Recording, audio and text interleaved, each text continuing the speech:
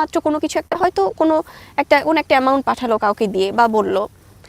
এবং আপনি যদি বলেন আমি চাচ্ছি না সে অ্যামাউন্টটা মেনশন করতে, সে হয়তো কোনো কিছু একটা পাঠালো, পাঠানোর পরে সে হয়তো টেক্সট করে দিল যে আমি আর পারবো না, আমি আর এসবে নাই, এবং তার ওয়ে অফ অ্যাপ্রোচটা এত এরকম যে আপনার নিজেরও হয়তো ইচ্ছা করবে না যে সেকেন্ড টাইম আমরা ওটা নিয়ে কথা বলি। এবং যাই হোক, আমি না তখন খুব আননোন লাগছিল আবার তাকে। এই তো তখন মানে আমার জায়গাটা থেকে তো আমি আমার হাজব্যান্ডের ওপরই ডিপেন্ডেন্ট থাকবো। দেখা যেত যে আমি না পারতে হয়তো আমার বাসায় বলতে হচ্ছে, এত কিছুর পরেও আমার বাসায় হয়তো আমার হেল্প চাইতে হচ্ছে, আমার বাসায় আমার সাহায্য চাইতে হচ্ছে, সে হয়তো কিন্তু আমি কাজ করেছিলাম, আমরা একসাথে কিন্তু জুটি হিসেবে কাজ করেছি।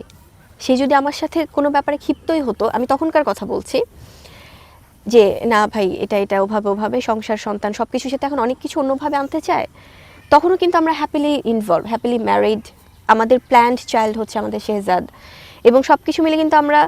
প্রেগনেন্ট অবস্থা আমরা এফডিসিতেও শুটিং করেছি, সবার সামনে শুটিং করেছি, এটা নিয়ে অনেক নিউজও হয়েছে। আমি কিন্তু ওই অবস্থায় পালিয়ে যাইনি, কোথাও চলে যাইনি। আমার কমিটমেন্ট যেটা ছিল আমার কাজের ক্ষেত্রে, আমার শিডিউলের ক্ষেত্রে, সেটাও আমি ফুলফিল করেছি, এবং আমি কিন্তু একসাথে আমরা কাজ করেছি। এবং সে আমাকে বলছিল যে ঠিক আছে আমরা তারপরে, যেহেতু আমি তার দিকে সম্মানটা রেখেও এবং সব কিছু মিলে সে চাচ্ছিল না তখন জিনিসটা সামনে আসুক অফিসিয়ালি, সেই জন্য কিন্তু আমি আমেরিকাতেও গিয়েছিলাম, এবং সেটা নিয়েও সবাই জানতো, অনেকেই নিউজ করেছে, হয়তো ওপেন সিক্রেট ছিল না, বাট অনেকেই জানতেন, এবং আমেরিকার ইস্যুটা নিয়েও অনেক নিউজ হয়েছে। যখন আমি আমেরিকাতে গেলাম ভাইয়া, তার সমস্ত কিছু খুব পজিটিভ, বাট আমেরিকাতে যাওয়ার পর আমি যখন প্যান্ডামিক সিচুয়েশনে পড়লাম,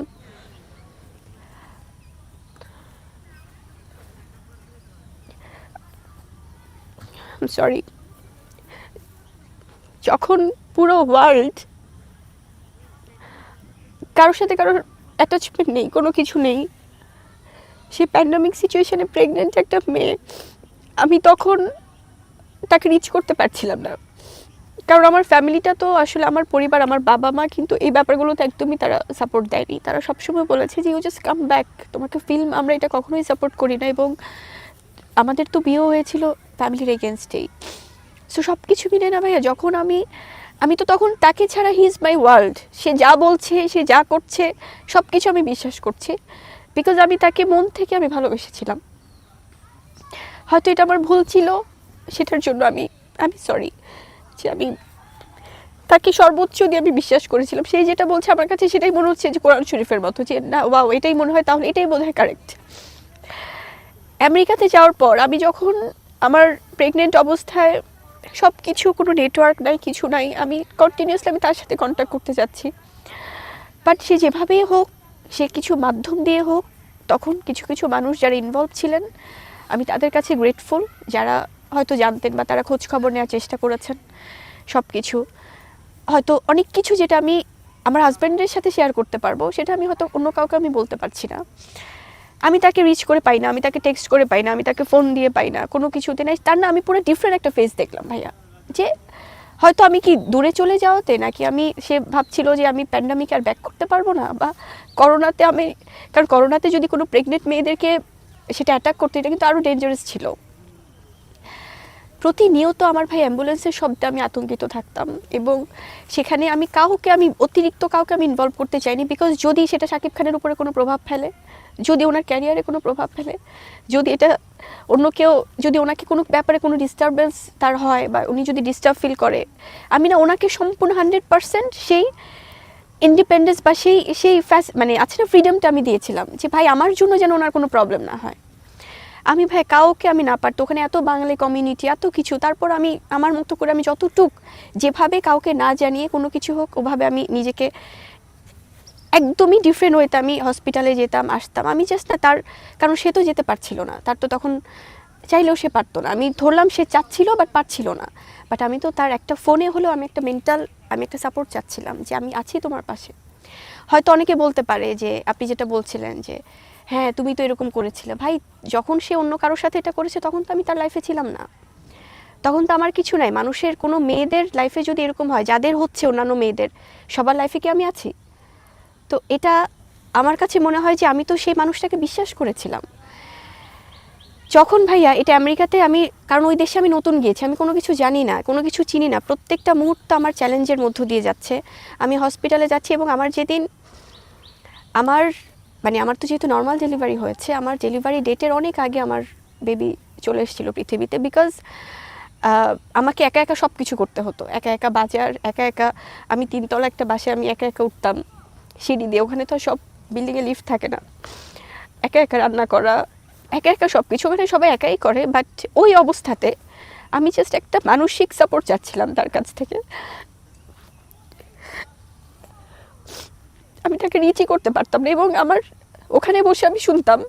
সে অনেক কিছু নিয়ে ইনভলভ, সে অনেক ভালো আছে অনেক কিছু নিয়ে,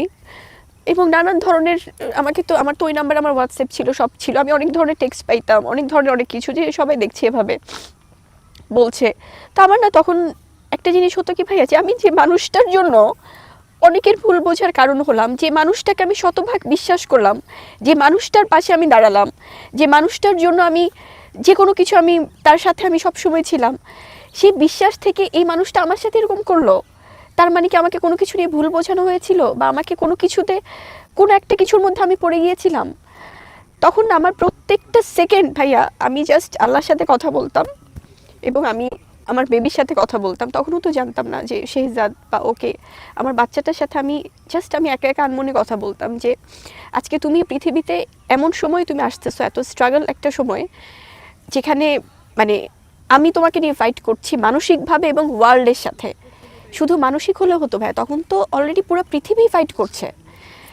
যাই হোক, আমি যখন লেবার পেন উঠেছে ভাইয়া, আমি না তখনও তাকে ফোন দিচ্ছিলাম যে আমার খুব খারাপ লাগছে, আমার সাথে একটু কথা বলি তো। আমি পাইনি তাকে। আমি ওখানকার এমার্জেন্সি নাম্বারে ফোন দিলাম, ফোন দিয়ে আমি ওদেরকে ফোন দিয়ে আমি বললাম যে I need to go to the hospital, আমি পারছি না, আমার খুব খারাপ লাগছে। আমি না হসপিটালে যেয়ে ভাইয়া ওরা যখন আসলো, আমি যখন হসপিটালে গেলাম, আমি লিটারালি রিসেপশনে আমি সেন্সলেস হয়ে পড়ে গেছি। এবং সব কিছু মিলিয়ে আমার ওই সময়গুলো যেমন যাচ্ছিল, আমি কেন বলছি কিছু বিষয়, বিকজ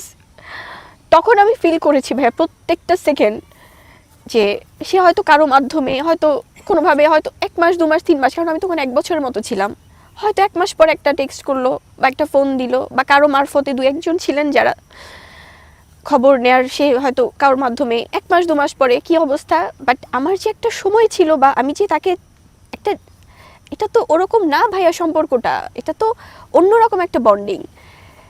হয়তো কারো মাধ্যমে কিছু টাকা পাঠাচ্ছে বা কিছু একটা, তাও হচ্ছে যে নামমাত্র, কারণ তোমার ডেলিভারি কস্ট, আমি এক্স্যাক্টলি ভাইয়া, আর অন্যান্য খরচ এগুলো তিনি দিতেন না। এবং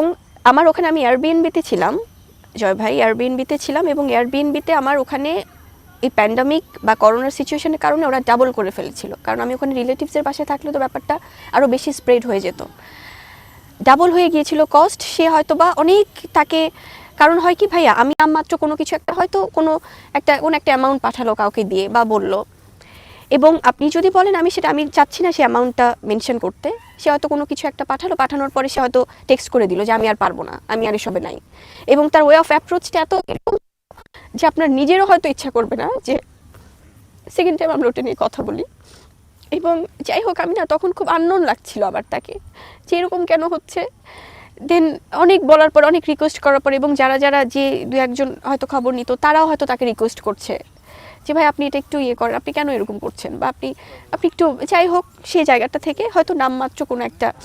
কস্টিংয়ের ব্যাপার সে ক্যারি করতে, হয়তো বলার জন্য আপনাদেরকে, হয়তো এই সময় এসে যেন সে বলতে পারে যে আমিও তো তখন সেটা টেক কেয়ার করেছি। কিন্তু ভাইয়া, যদি আমার 100%-এর মধ্যে আমার যেটা আমার কস্ট গিয়েছে, বিকজ আমেরিকার মতো একটা জায়গায় এয়ারবিএনবিতে থেকে 1 বছর, এবং সেখানকার খাওয়া দাওয়া, এবং আমার বের হলে, আমার তো তখন গাড়ি নেই, আমার বাসা খরচও যেমন দিতে হচ্ছে, আমার জাস্ট বের হলেই আমি হসপিটালে যাব, আমার $100 নাই ভাইয়া, জাস্ট ট্যাক্সিতে আমার দিতে হচ্ছে, বা ট্রান্সপোর্টে। সো এই যে কস্টিং সব কিছু, তো আমাদের তো একটা প্ল্যানিং ছিল যে আমরা ওখানে যাচ্ছি এবং সে আমার পাশে থাকবে, এবং যখন আমি সেই ব্যাপারগুলো, আমার প্রতিনিয়ত আমার স্ট্রাগল যাচ্ছে, এবং আমি কি করব, আমার ফাইন্যান্সিয়ালি দিকে অবস্থা, আমার হয়তো বা